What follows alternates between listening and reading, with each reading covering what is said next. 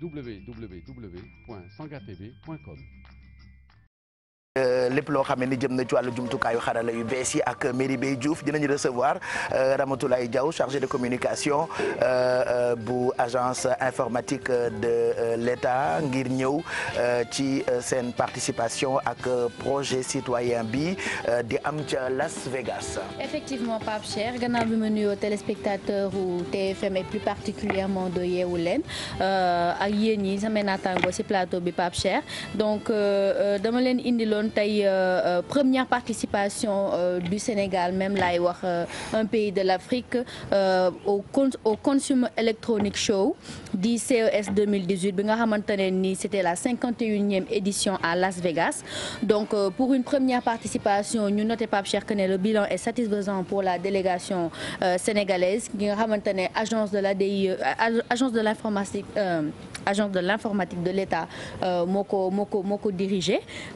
donc cet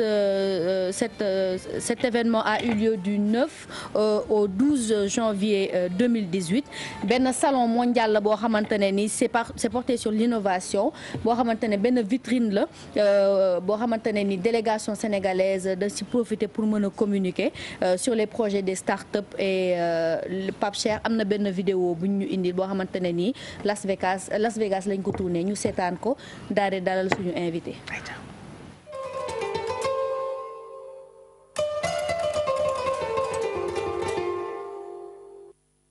Ce salon du CES 2018, le Sénégal a décidé d'y participer avec le gouvernement mais aussi le secteur privé pour venir vraiment à ce rendez-vous mondial des technologies de l'information et de la communication. Je pense qu'ici, on a vu ce qui se fait de mieux dans le monde dans le numérique et je pense qu'il était de notre devoir et de notre responsabilité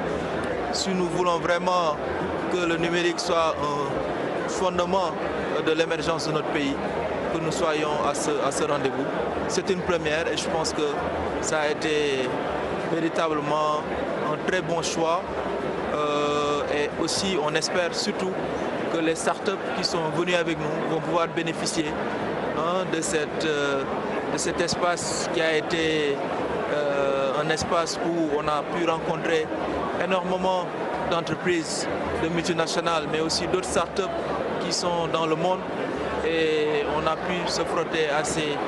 de la bonne qualité en matière de numérique. Je vois qu'en 2018, les Smart Cities ont vraiment été bien représentés. Il y a beaucoup de multinationales qui ont des solutions aujourd'hui implémentables dans nos pays. Et ces solutions vont pouvoir améliorer la qualité de la vie des Sénégalais. Je pense que l'Afrique, le Sénégal en particulier, va pouvoir prendre des raccourcis dans ce domaine. On peut aujourd'hui implémenter des solutions avec l'IoT, l'Internet des objets, pour pouvoir améliorer notre agriculture, pour pouvoir améliorer notre industrie, pour pouvoir améliorer tous nos secteurs d'activité. C'est cela l'objectif en tout cas que nous avons eu en visitant tous ces stands qui parlent des Smart Cities et on espère pouvoir nouer des partenariats à partir d'ici qui pourront être concrétisés là-bas à Dakar pour le bénéfice de notre pays. Pour cette première édition, nous avons eu le privilège et la chance d'avoir l'ADIE qui s'est mise en avant pour pouvoir porter la délégation sénégalaise, venir à cette importante manifestation. Comme vous avez pu le voir, le nombre de personnes qui s'intéressent au stand du Sénégal, au pavillon du Sénégal, de toute nationalité, de toute culture, est la preuve que c'est un rendez-vous qu'il ne fallait pas manquer, non seulement pour honorer notre pays, honorer l'Afrique, mais sur le plan pratique également, montrer ce que nous avons à vendre et surtout pouvoir regarder la marche du monde à travers les technologies innovantes qui sont mises en avant ici. Dans ce salon, nous avons présenté un concept de recherche avancée qui s'appelle Orbus Sign, donc qui est une signature basée sur l'identification vocale. Ça veut dire que vous pouvez aujourd'hui faire une transaction électronique certifiée en vous identifiant à travers votre voix. Donc c'est une solution assez innovante et révolutionnaire qu'ici on la met en œuvre dans des secteurs comme le secteur financier, où désormais l'authentification est un élément déterminant, peut apporter beaucoup de valeur ajoutée en réduisant les coûts et en renforçant l'efficacité des processus aujourd'hui. mu ngi xewee Las Vegas. waaw Las Vegas la xewee woon Pape Cheikh. délégation sénégalaise bi nga xamante ne ni directeur de l'ADIE moo ko jiite woon donc il a communiqué sur le projet Smart Sénégal et comme il l'a dit c'était dans la perspective de nouer des partenariats mais tey am na ku ñu dalal mu di Rama bi nga xamante ne ni moom mooy responsable communication ADIE Rama na nga def. Mary Bey maa ngi lay nuyu di nuyu tamit ñi ma bokkal plateau bi. waaw kay léegi dañu gis ne que ne ADIE ils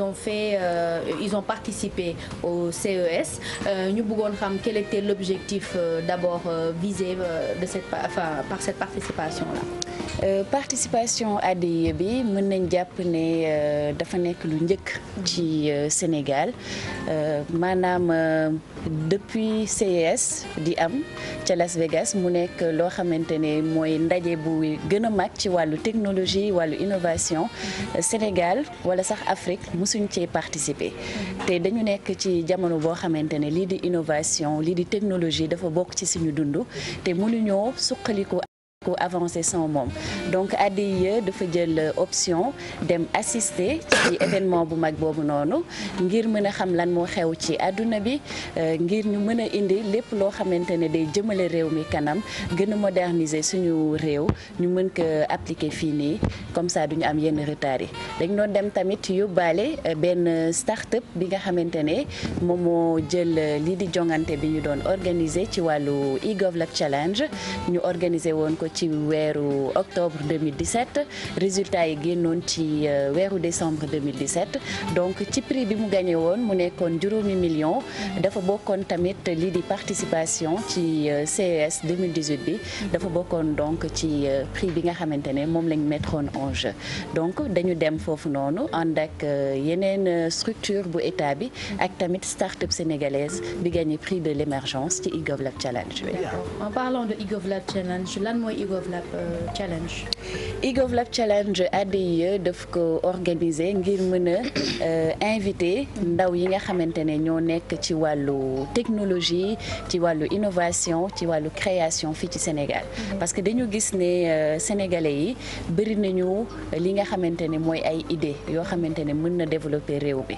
mais ndaw yi amuñu ay espace yoo xamante ne mën nañu exprimer wu mën nañu ñëw wane foofu noonu te tamit am na ay jongante yoo xamante ne tàmm nañ di ko organiser waaye saa su nekk dafay nekk loo xamante ne secteur privé bi ñoo koy organiser donc duñu mën a indi ay tontu ci li nga xamante ne mooy problématique yu jëm ci wàllu administration te ADIE mission mooy moderniser administration saa su nekk dañuy defar ay application ay solution ngir mën a implémenter lii di technologie bi ci biir administration bi ci loolu tamit dañu bëggoon donc ndaw yi ñëw fekk si ñu fi ngir mën a indi ñoom tamit seeni xalaat te tamit citoyens yi comme ñoom ñooy nekk di jëflanteeg administration yi ñoom xam nañu ay problèmes yi nga xamante ne moom la ñuy jànkoonteel donc ñoom ñi xam seeni problème mën a am tamit capacité indi ay solution donc mën nañu ñëw ñu bokk ci liggéey bi looloo waraloon donc ñu organiser e-GovLab Challenge